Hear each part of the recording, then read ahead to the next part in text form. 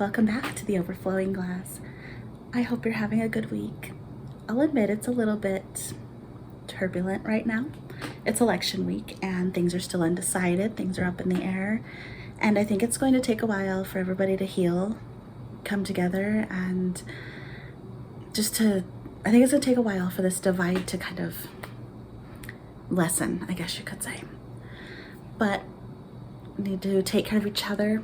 We need to take care of ourselves, practice a lot of self-care. It's no matter what side you're on, it's a very stressful time, and I totally understand that. If you hear any extra background noise, I'm sitting out in the living room right now because the bedroom lighting, it's horrible.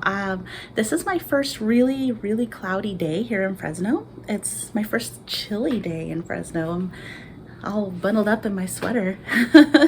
So if you hear any sounds, it's because I have the door open. I'm bringing in all kinds of fresh air. The smoke finally left, and you might hear a vehicle or two out there once in a while, but it's okay. We'll deal with it, right? So today I wanted to talk to you about attracting your ideal partner. I know, right? Me? Who am I to talk about this, right? We know that it has been a very, very turbulent year for me, but it's been nothing but learning. I've learned so much about myself. I've learned so much about love.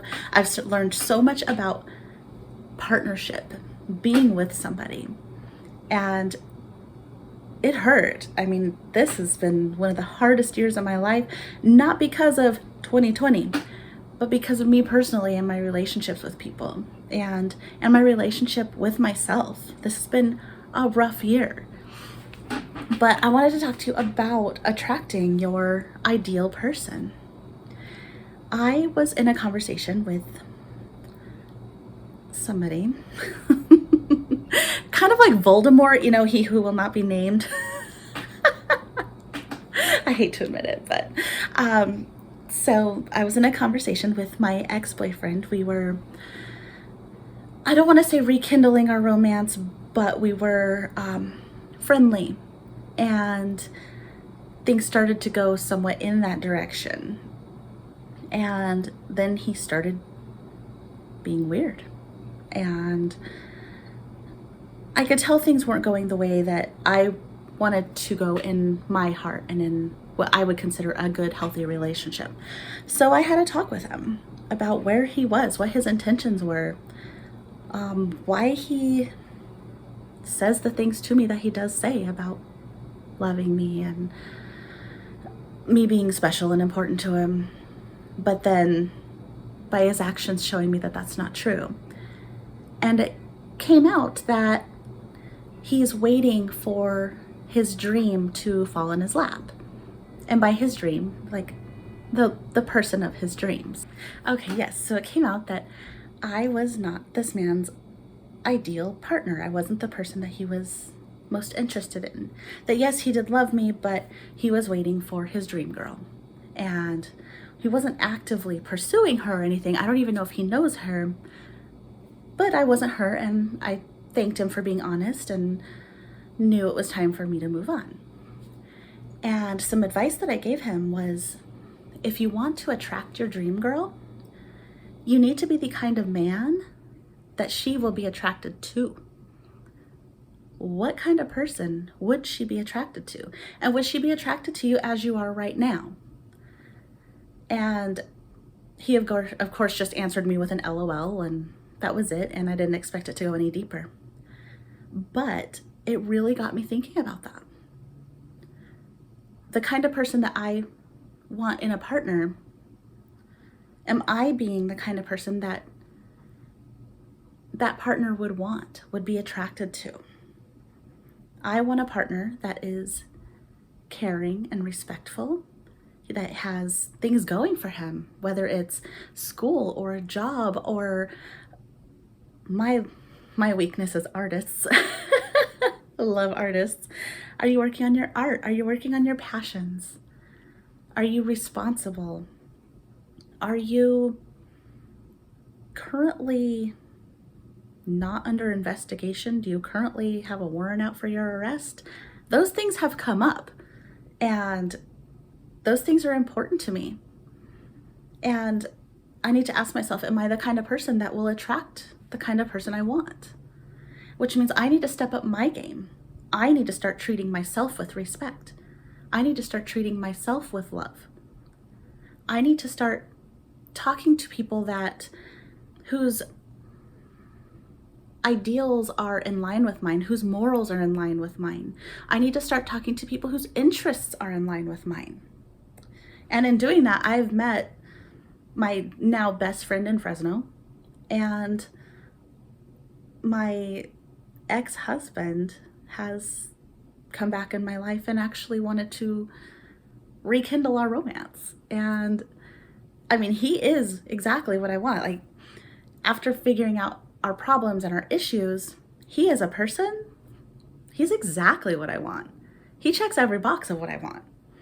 And I mean, this is a good person.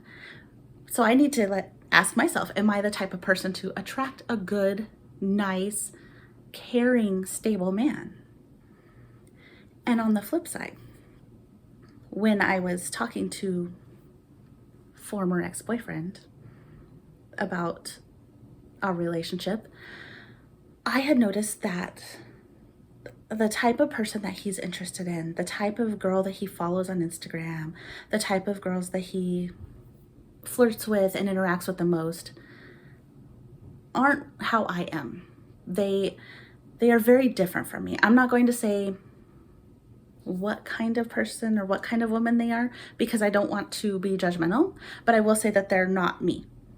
They're 100% different than me. And I had to ask myself, am I willing to compromise who I am to be with him? Am I willing to be the kind of person he would want in a partner? And the answer is no. Because I'm not willing to compromise my morals, my values, my self-respect, things that I believe in completely, I'm not willing to compromise on. So that means that I had to change my paradigm. I had to change my view and realize that this is not my partner that's ideal for me, because I'm not willing to make those changes to be that kind of person. Now, with Marcus, my current, my rock, my ride or die, this man has been here for everything for me. With him, we are both willing to make changes to make both of our lives better, to make our family's life as a whole better. We are both willing to come together and respectfully make changes. And if something's bothering us about the other, we will say what it is respectfully and talk about it. So we come together rather than me asking him to change 100% or him asking me to change 100%. With my ex-boyfriend, I would have had to change who I am completely. And he would have had to change who he is completely. And that's not a fair thing to do unless it's what you want to do. I do want to change myself. I do have goals. I have ambitions. I have definite things that I want to change myself into. But those things don't align with what my ex-boyfriend wants in a woman at all. So yes, I want to change, but I don't want to change into that. So that's when I know that this isn't right. This isn't compatible. This isn't going to happen. Because he's not the type of man that I want. And he won't change to be that. And I don't expect him to. And I'm not the type of woman that he's interested in. And that's okay. But if you are looking at somebody and you're like, oh, I think this man is so gorgeous and he's so smart and he's got his shit together, I'm really interested in him. My question is, do you have your shit together? Are you interesting? Are you somebody that he would be interested in? Because it is unfair for us to ask somebody to lower their standards to meet us. And that's controversial to say, and I'm probably going to get a lot of shit. But it is. It's unfair for us to lower our own standards, but it's also unfair to expect somebody else to lower their standards. If you're not taking a shower, if you're not exercising your mind, if you're not if you're being rude and nasty and just a horrible person, how can you expect a classy, put together, very nice gentleman with manners and respect? How can you expect him to be interested in you? You have to be on the level of the person you're interested in. And yeah, you can kind of hear me like getting a little nervous because I know that I'm going to get crap, but I don't care. I know that I deserve to be treated better than being called names, being physically assaulted, being sexually assaulted. I'm better than being with a narcissist. I'm better than being with a gaslighter. And most of those apply to one person that I've recently dated.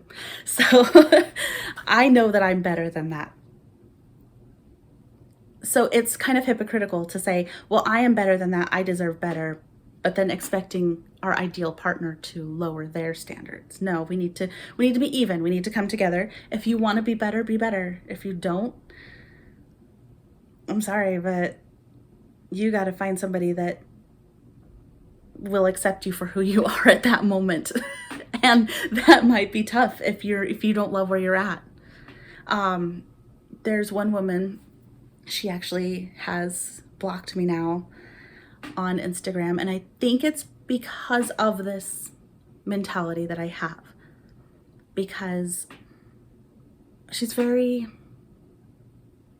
I don't know how to put it without insulting her. I mean, she's a beautiful person, but she puts herself out there like she is desperate. Like she will take any man as long as she can get a man. She'll take anybody.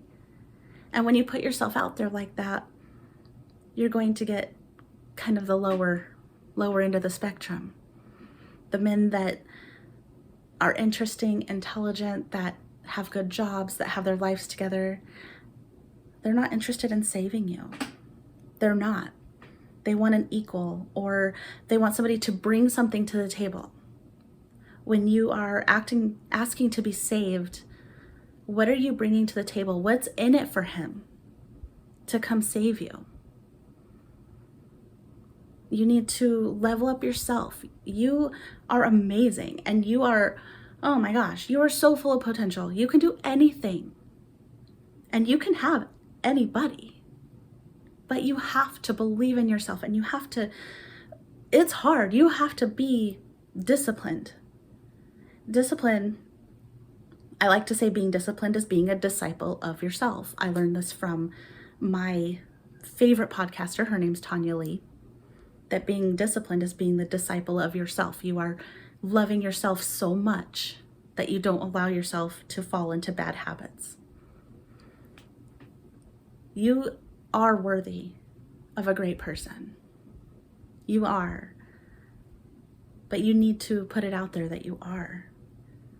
And if you are looking at somebody and you're thinking, I want to be with that person, that is the type of guy I like, you have to meet him there. You do. You have to meet him there. Let's be honest. And if you're looking at somebody going, you know, there's some good things about him, but he has a warrant out for his arrest, or he has a history of abuse. I have a lot of red flags coming up. That person isn't meeting you where you need to be, or where you are. That person isn't meeting you where you are. So you need to ask yourself, is it worth it to change yourself to be what he needs? For me, it was no. For me, it was no. I wasn't going to degrade myself. I wasn't going to hurt myself anymore. I decided to put aside what I thought was the man of my dreams. And now I'm with somebody who is just amazing, who treats me with utmost respect and love. So much love in this man. It's hard to do, but it's worth it because you are worth it. You are worth good things. But you need to know it, and you need to act like it, and you need to treat yourself as if you are worth good things. So I just want to say thank you for watching me. This is kind of fun to do with the lights, and the lights are kind of funky today, but I'm not in my normal place because that room is dark. It's really dark in there. Thank you for joining me. I've had just so much fun connecting with you, and sometimes I do get a little heavy, sometimes I do get a little bit controversial. So thank you for putting up with me. I really appreciate it. I just want to spread love and light. That's what I'm all about. So don't forget to lift yourself up, way, way, way up. Fill yourself up with love and light so then you are free to give to everybody else. Don't forget to like, comment, and subscribe. Share me if you want. And I hope you have an amazing week.